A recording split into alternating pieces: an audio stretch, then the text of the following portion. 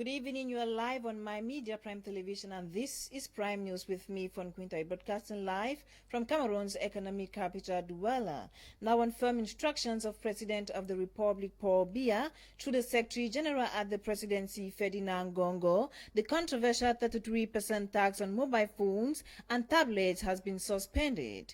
In a release today, October 19, 2020, Mr. Biya orders the suspension of the collection of these tax to be checked by Prime Minister Head of Government Chief Dr. Joseph Dionguti. To this effect, the Head of State urged the Minister to suggest and submit a more acceptable way of collecting these tax. Until something else, over half a dozen shops have been reduced to ashes at the Bonamossadi market in Douala 5 municipality. Staffman Lasha Kingsley visited the market today and says shop owners count their losses in tens of millions. His report. This is what is left of over 5 shops at the Bonamossadi market, Douala 5 municipality, littoral region of Cameroon, after a fire incident which broke out in the early hours of Monday, October 19, 2020. Beauty salons, cosmetic and electronic shops are the most affected, with over 20 million as losses. Tungo Belle Christine, who lost her shop to the incident, she was informed at midnight. On m'a appelé à minuit que les boutiques sont en train de brûler. Je me suis levé, je suis arrivé. J'ai trouvé comme vous voyez. C'est à minuit. Donc, c'est au moins 5 boutiques. Moi-même, je suis victime des boutiques. Donc, voilà un peu. Mais je ne sais pas où le feu est sorti. Je ne sais pas par où le feu est sorti. Moi, je suis dépassé. Je suis dépassé. Je ne sais pas par où le feu est sorti. Donc, c'est un peu ça. According to these traders, security measures need to be stepped up at the market. Mais désolé, celui qui est victime pour cet incendie, c'est un ami.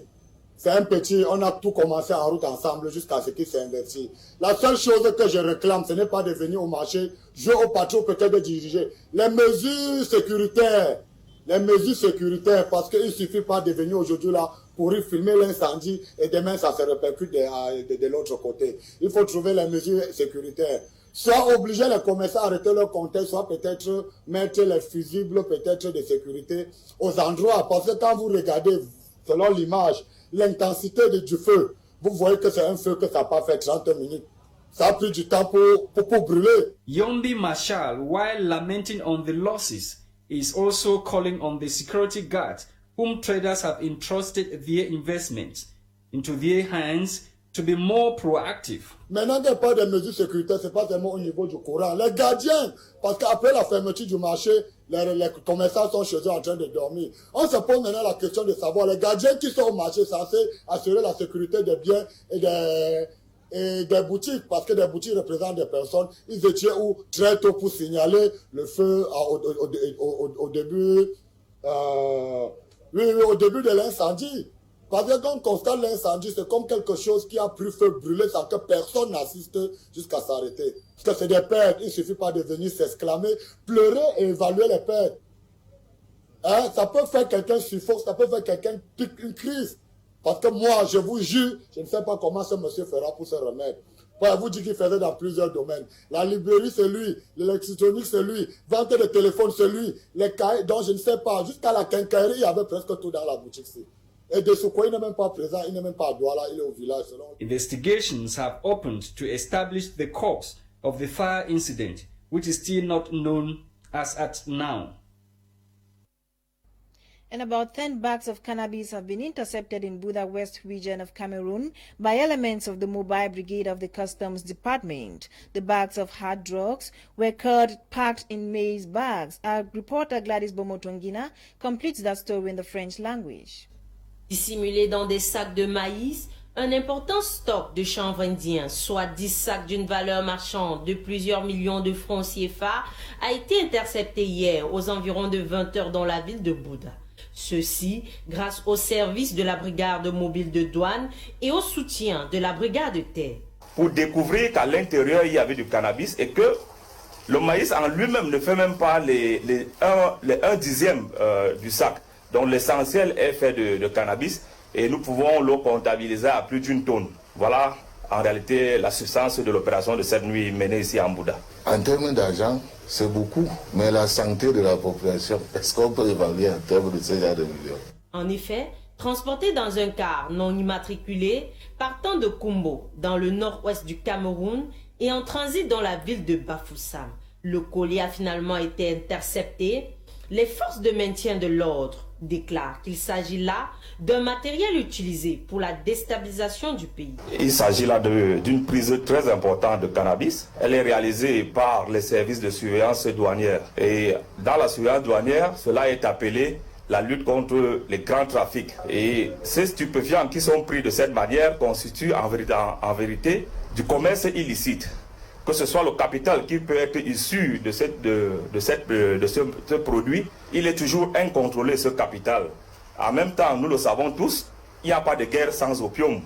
Ce matériel sert aux brigands qui veulent détruire le Cameroun à certains moments et qui se mettent qui mettent le pays en insécurité comme élément de catalyseur. C'est en consommant de ce cannabis que beaucoup de cas d'insécurité sont réalisés à travers la République. Par ailleurs, le sous-préfet, après avoir salué les efforts de la douane et de la brigade de terre, appelle les populations à plus de collaboration et de vigilance. Je profite de cette occasion tout d'abord pour féliciter mes collaborateurs et les inviter à plus de professionnalisme et davantage de efficacité dans le travail.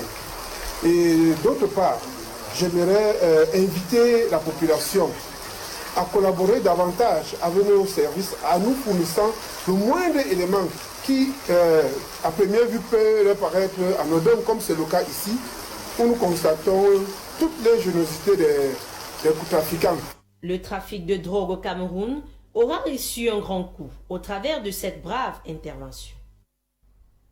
Still ahead in the news, the managing director of Fcfa, Anglophone Patrice Paul, who was kidnapped earlier yesterday, regained his freedom after hours of captivity. The French national, who visited Kribi South region of Cameroon with his wife, was kidnapped by unidentified gunmen, and his release was secured by elements of the Rapid Intervention Battalion. Audrey Zadza completes that story from the South region of Cameroon.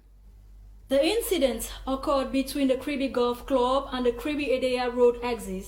According to a source, Patrice Port, on his way home at around 1 p.m. in his car with wife and two other occupants, all of French nationality, are stopped in a grove by an individual pretending to repair the wheel of his car in the middle of the road. In an attempt to help, the latter took out a weapon threatening them.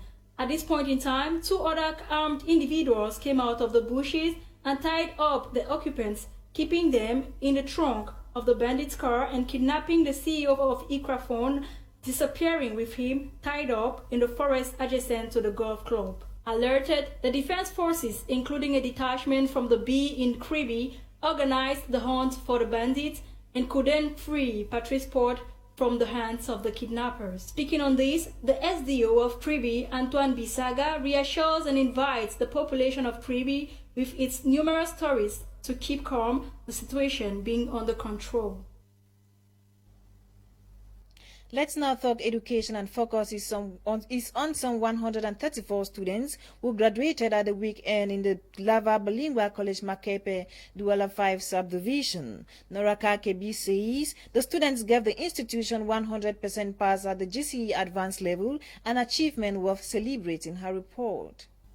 It was all a lively and happy atmosphere at the Laval Bilingual College, Makepe, over the weekend as a good number of students graduated from the school after having recorded 100% pass in the advanced level. The laureates were all cladded in their graduation robes, chanting the national anthem with a feeling of fulfillment and some degree of achievement, while looking forward with hope for a better and brighter future. According to the pedagogic advisor to the institution, the graduation ceremony was grandiose, all thanks to God Almighty, who blessed the students' hard work. He emphasized that the school produced 2 out of the 50 best students in the country. All 134 students who sat for the exams made it, giving the school 100% pass. Therefore, the school is growing in leaps and bounds. I've been a pedagogic advisor here for about 8 years with these students, meaning that I saw them grow up from one. You saw the occasion yourself It was a crowd-pulling occasion. It was a big and nice occasion. We just have to thank God Almighty. You saw that this year the school had 100%, and not just 100%. The school also had 25 points on 25 points, and we also had 2 students who were among the best 50 students of Cameroon. According to these students, success is worth celebrating, especially after going through some challenges in order to attain it. Burning the midnight candle and spending sleepless nights was worth the pain. Sleepless nights, reading all night, burning candles. It was very difficult, but thanks to God, we made it with flying colors, and I'm very proud of myself, of my school, and of the staff. The principal of the college, on his part, applauded the efforts of both parents and students for realizing this milestone achievement. Congratulations and clap for yourself. The success that is yours today comes first from, as one of you or the 2 students said, from your beloved parents. And for those parents who did everything possible for you to be graduated today, clap for your parents too. And parents, clap for yourself. At the end of the ceremony, the students are advised to go into the society with caution as they face other bigger challenges ahead of them. Let's now move over to the southwest region of Cameroon, where rural women in Limbe-Fako division joined their counterparts worldwide to celebrate the 25th edition of Rural Women Day. Student journalist on internship Meshi Vera attended the event and compiled the following report for 6 p.m. Prime News on My Media Prime Television. The rural women of Limbe subdivision joined their counterparts worldwide to commemorate the 25th edition of the World Rural Women's Day. This year's event was celebrated under the theme What Opportunities for the Empowerment of Women and Girls Living in the Rural Milieu During the Health Crisis Due to Coronavirus. While welcoming the women to the host village, Chief Motia Matias, the chief of Livanda village, appreciated the rural women for their endless effort they put in to feed their families, most especially at a time where the world is affected by the coronavirus pandemic. The chief told the women that he has created a local market in his village to help the rural women sell their farm products. On her part, the president of Zone 2 Rural Women, Madame Philomena Njome, stated that the World Rural Women's Day is a day set aside to appreciate the grassroots women and for the world to feel the impact of the handwork of the rural women. On her part, the mayor to the Limbe 1 Council assured the rural women of their importance in the society. The rural woman should know that she's very important, because without them, we shall not have food in the markets. And it is this very rural woman that they want to relegate behind. So we told them today that they are very important in the society. I wish to express sincere gratitude to the Fako administration for celebrating with the women today.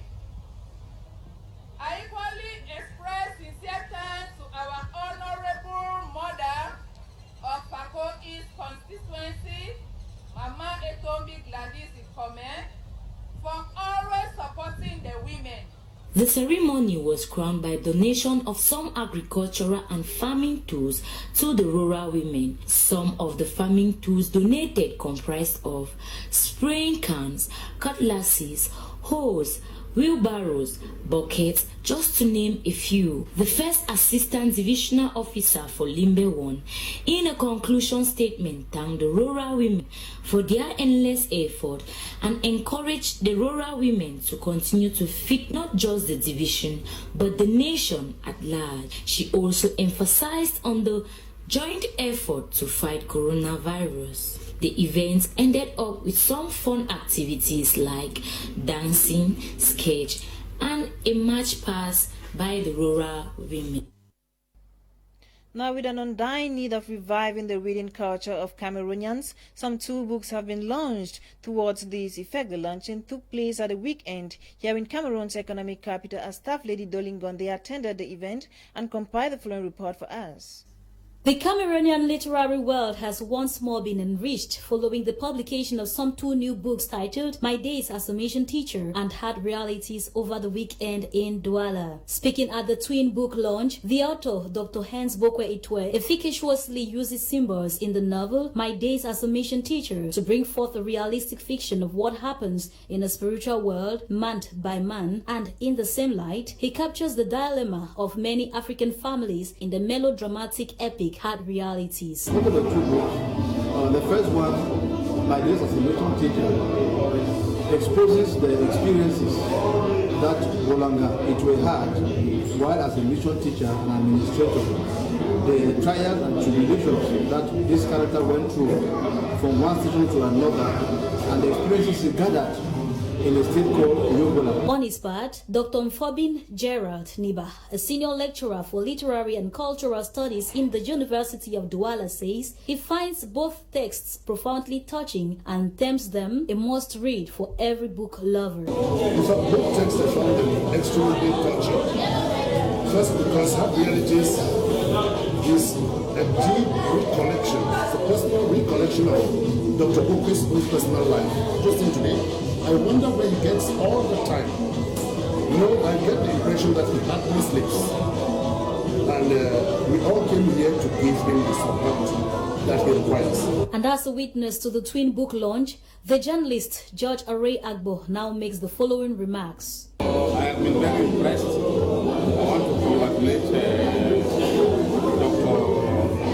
Dr. Hans Bokwe for this very great initiative. However, publishing a book is one thing and having it read is another. It is for this reason that these great minds are calling on the government to support this initiative generously. The production of these 2 books, at least a book like Hard Realities, should be put on the book list for the next academic year.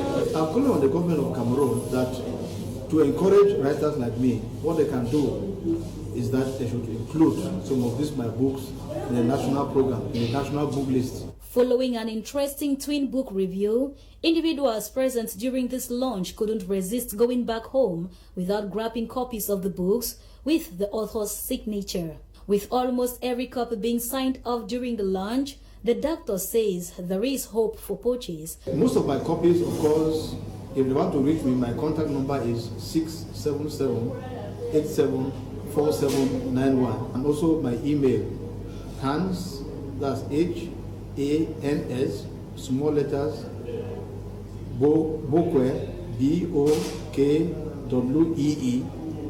@gmail.com. Besides the aim of spreading knowledge via writing, these books, the author further disclosed, are geared also towards engendering a reading cultural revolution amongst many Cameroonians. With an estimated 2.1 women yearly affected with breast cancer, the disease has remained the leading cause of breast cancer-related deaths. It is against this backdrop that breast cancer campaign awareness is commemorated every October to raise awareness on the dangers of the disease. Bukengo Wadi completes the following report.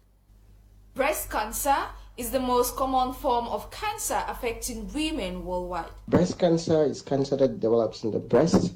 Cancer that starts in your breast. We know cancer are cells that rapidly develop, but they don't mature, and they turn to infest other organs in a process known as metastasis. When your cancer leaves the breast, maybe to your brain or to your liver or directly into your blood, it's known as metastasis. Affecting 1 in 14 women globally, the causes and symptoms are highly overlooked. Cancer is not a disease that just occurs like malaria after a short period of time. It's a disease that grows progressionally over your lifetime, and you could be having these cells maybe 1, 2, 3, 4 years before you get the first sign and symptom of breast cancer. Generally, about 80% of women, the first realistic sign of breast cancer is a lump on the breast. Most women that come to doctors to consult, or complain about lumps in the breast, most of the times might turn out to be breast cancer. That's the first realistic sign of breast cancer. And these lumps are actually developed firstly from the armpit, before migrating to the breast. So if you find a lump, inside your armpit, it could still be a sign of breast cancer. Although the disease is mostly associated with the developed world, almost 50% of breast cancer sufferers in cases and a 58% deaths occur in less developed countries. This accounts for reasons such as you have things like hereditary responses. Most people are more susceptible to get breast cancer from genes they carry. We look at things like body weight. We look at things like alcohol. Women will tend to consume more alcohol, stand a greater chance to develop breast cancer. Most women who are weighty, when your BMI doesn't actually match up. And most people that smoke, women who smoke, you stand a better chance to develop lung cancer and breast cancer. Women who put to bed at a very early age and women who give birth at a very, very late age, they stand a better chance to develop breast cancer. We look at things like infections. We look at things like pollution also. Pollution puts women on a greater risk to develop breast cancer over time. Good diet, nutrition, lifestyle, physical activity, as well as early diagnosis are ways to help fight and flatten the curve to this deadly disease globally. In what's making news on the African continent today, we visited Nigeria, Guinea, and Ivory Coast and compiled the following report for the 6:30 Prime News on My Media Prime Television. Ballots have been counted in Guinea's presidential election after polls closed yesterday and counting process began immediately after some 5.4 million people casted their votes. Yesterday's election to officials was conducted in a tense atmosphere as 82-year-old incumbent Alpha Condé seeks a controversial third term, although Security Minister Abed Matan Kamara says there had been no major incidents. Sunday's election follows months of political unrest in Guinea, where dozens of people were killed during security crackdowns on mass anti-Condé protest. Provisional results will be announced in 72 hours after closure of polling stations and candidates giving up to 8 days to lodge appeals, failure to which the final results will be deemed uncontested. Elsewhere, authorities in Nigeria's southern Edo state have imposed a 24-hour curfew following what it describes as incidents of vandalism and attacks carried out by hoodlums in the guise of NSAS protest. The decision comes after huge protests against police brutality continued in the state on Monday, with several reports of riots breaking out in different locations and a jailbreak out at a detention facility. According to the secretary to the state government, the decision has become necessary because of the very disturbing incidents of vandalism and attacks on private individuals and institutions by hoodlums in the guise of NSAS protesters. Meanwhile, the home of an opposition presidential candidate has been burned down during clashes in Ivory Coast at the weekend 2 weeks before the country's high stakes presidential election.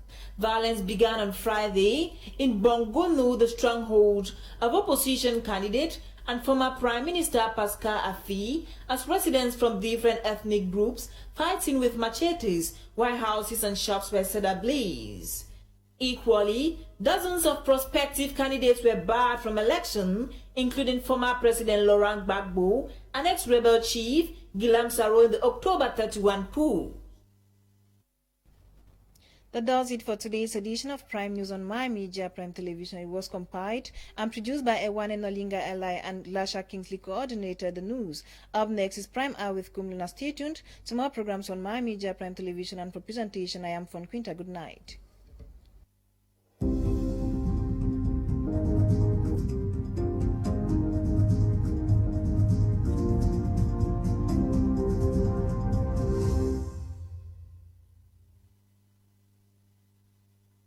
Yes, save your money with Orange. Buy your Orange SIM for 100 francs only and do what you like, as you like. Dial #124*0# for enjoy every day for 5 days. 500 minute calls to Orange numbers them, 1000 megabyte, 100 SMS, call for 25 francs per minute to other networks. No be all that though. Save more money with Orange Money. For every Orange Money account where you create, enjoy money transfers for the rest of 2020. Just dial #150#. Also for